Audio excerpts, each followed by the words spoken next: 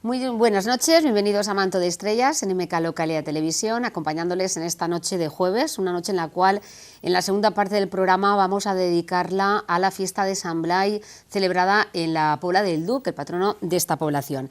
Y como todos los jueves nos acompaña nuestra colaboradora Noelia Bonifacio. Noelia, buenas noches y bienvenida. Obesidad y sobrepeso, sí. El tema que nos has traído hoy, y además nos lo has traído porque te lo ha pedido un telespectador, ¿no? Sí, efectivamente.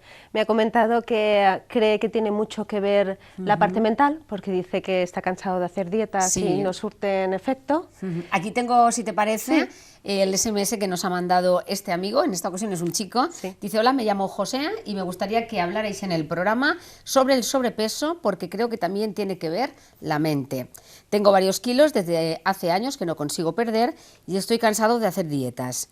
¿Puedes dar alguna recomendación para mejorar la alimentación? Gracias. Pues esta es la pregunta de José y me imagino que sí puedes darnos una respuesta, ¿no? Sí, a ver, vamos a tratar un poco el sobrepeso desde el punto de vista de la biodecodificación, que es la disciplina con la que me estoy formando, ¿vale? Ese programa, perdona que antes de seguir, lo vamos a dividir en 3 programas, ¿no? Se podría decir, en 3 partes. Verás, es que decodificar el sobrepeso nos supondría por lo menos un fin de semana intenso. Entonces, tener que reducirlo en 10 minutos, lo que vamos es a dividirlo en tres etapas, en 3 episodios, y así pues intentaremos darle. Lo que voy a intentar es despertar un poco la conciencia de las personas, que vean que hay más posibilidades, ¿vale?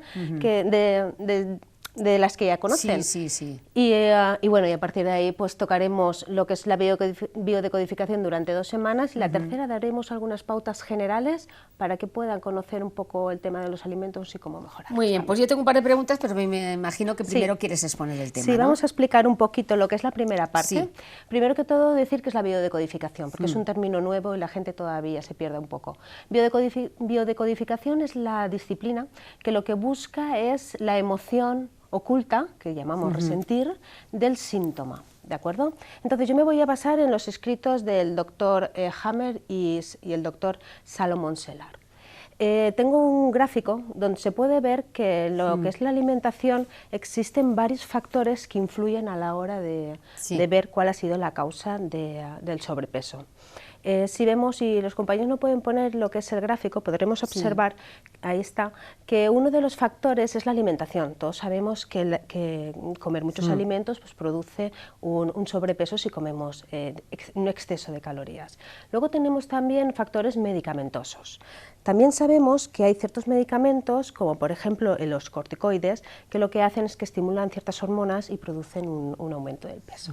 Otros serían ya los físicos.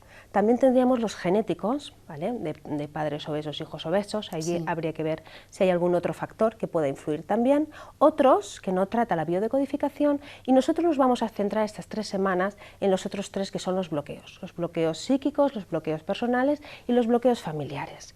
El que vamos a hablar hoy es de los bloqueos psíquicos.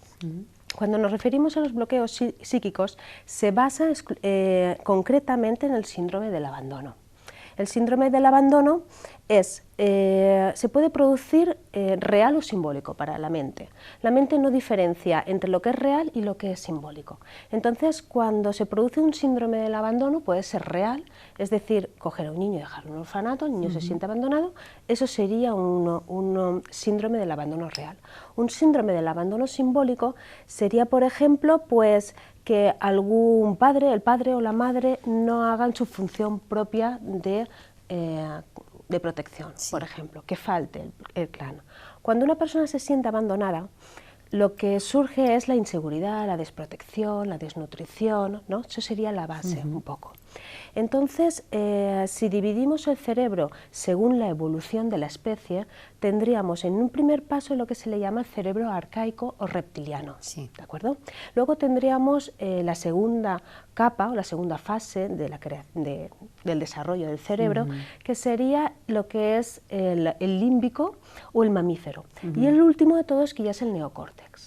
Nos vamos a centrar en el primero, que es el arcaico y reptiliano. ¿Por qué? Porque para ese cerebro existen unas prioridades. La primera prioridad del ser humano sería el oxígeno, ¿de acuerdo? Porque vivimos poco sin oxígeno. La segunda prioridad serían los líquidos, porque después de la respiración el cuerpo necesita líquidos. Y luego, por último, tendríamos los alimentos. ¿de acuerdo? Ese sería el orden. Entonces, cuando el cerebro detecta que hay un abandono, que el ser humano se siente desprotegido, que puede haber una desnutrición, una inseguridad, se despierta como si dijéramos ese cerebro y empieza a dar signos de peligro y sobre todo de supervivencia, ¿de acuerdo? Entonces, ¿qué causa este síndrome? Pues mira, las causas serían, primero que todo, tendríamos una retención de líquidos. Se podría producir, no pasa en todos los casos, pero la persona podría tener una retención de líquidos en un mecanismo de supervivencia. Es tan fácil como cuando cogemos a un pez y lo sacamos de la pecera. Entonces, automáticamente se produce una constricción de los vasos conductores para que el animalito pueda vivir durante más tiempo y retener los líquidos. En la persona, en el cerebro arcaico pasa exactamente igual. Retiene los líquidos, se cierran los conductos renales, los efrones, y entonces se produce una vasoconstricción, con lo cual empezamos a retener líquidos. Esa persona podría desencadenar, cálculos renales, que suelen ser de cal o de sodio, y con el tiempo quizás un cólico nefrítico. Esta sería la primera causa. La segunda causa, que hemos dicho líquidos, les vendría lo que es la comida. Entonces, ante una situación de supervivencia, pues lo primero que el cuerpo hace es retener. ¿Qué retiene? Tejido adiposo, la grasa, porque con la grasa sabemos que el cuerpo obtiene energía de una manera más rápida. La tercera causa sería una sensación de estar perdido. Cuando se produce una sensación de estar perdidos, se produce una secreción del cortisol. El cortisol es una hormona que produce las glándulas suprarrenales, ¿de acuerdo? Entonces, es como cuando tomamos una taza de café, que también hace que se produzca cortisol. Se produce cortisol cuando tomamos el café porque tiene que llevar energía a los músculos, ¿vale? Pero esto hace que tengamos una hipoglucemia. Baja la cantidad de azúcar en la sangre, con lo cual, ¿qué nos apetece comer? Pues un dulce o un hidrato de carbono. La siguiente causa, la cuarta causa, sería la desvalorización. Si nos sentimos desvalorizados, nos baja la autoestima. Si nos baja la autoestima, ese cerebro también dice, cuidado, peligro, te sientes desprotegido, con lo cual también se puede producir una sensación derrotista, con lo cual también puede haber un aumento del peso. Otra causa ya es más bien morfológica. Las causas morfológicas sería como un camuflaje. Es muy curioso, pero hay que ver también la similitud que tenemos con el reino animal. El camuflaje sería cuando acumulamos peso en función de la necesidad que tiene. Si la persona se siente sola, pero, porque estamos tratando el síndrome, recordemos que era el síndrome del abandono, cuando la persona se siente sola y quiere acentuar su feminidad, ¿dónde acumula la grasa? Pues en caderas o en senos. Cuando lo que queremos es autoafirmarnos, hay una necesidad de autoafirmación, entonces donde acumularemos la grasa serán las extremidades inferiores. Para la necesidad de existir, que es más... suele suceder más en los hombres, que suelen tener más en el tórax, pues ahí tendremos la acumulación de peso en extremidades superiores y en tórax. ¿Qué pasaría en este caso si hubiese una delgadez extrema? Pues una delgadez extrema es cuando busca la persona desaparecer. Es un comportamiento muy arcaico, porque es como si nos encontráramos en la sabana o en la selva. Nos encontramos con un depredador, tenemos ese piloto de peligro, entonces tenemos dos maneras de actuar. Actuamos como un elefante, que necesitamos presencia para hacernos de notar, o queremos desaparecer. Morfológicamente sería un poco ese tipo de actuación. Y por último tendríamos lo que es el peligro permanente, ¿vale? Que es el miedo frontal. Aquí lo que tiene mucho que ver son las tiroides. Las tiroides son, como si dijéramos, el reloj psicológico. Las tiroides lo que producen, lo que regulan es, con la tiroxina, es la hormona del crecimiento.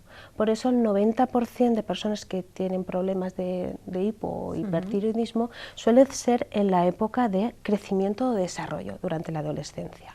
Entonces, en un hipotiroidismo lo que hace es dejar de crecer, quiere ser niña, deja de crecer, con lo cual no desarrollaría pues las caderas, las mamas.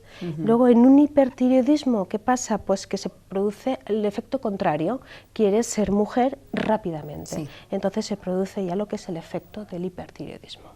Tengo algunas causas de pacientes del doctor Selar que están muy bien, y si me lo permites, claro, las podemos citar.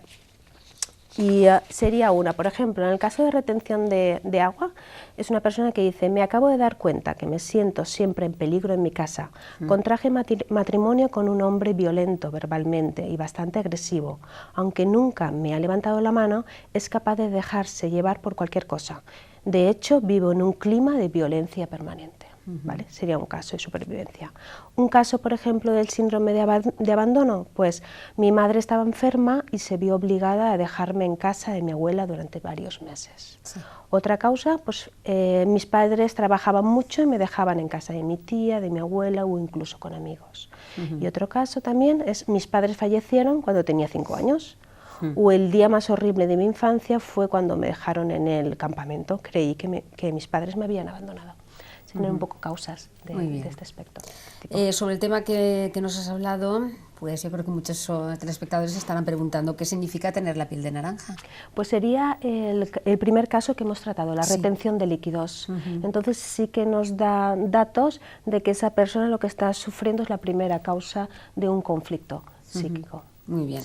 ¿Y qué consejo puedes darnos de esta primera parte de hoy y a nuestro espectador, a José, que ha sido pues el amigo que nos ha escrito? Es muy fundamental que la persona se acepte tal y como es. Ese sería el primer paso.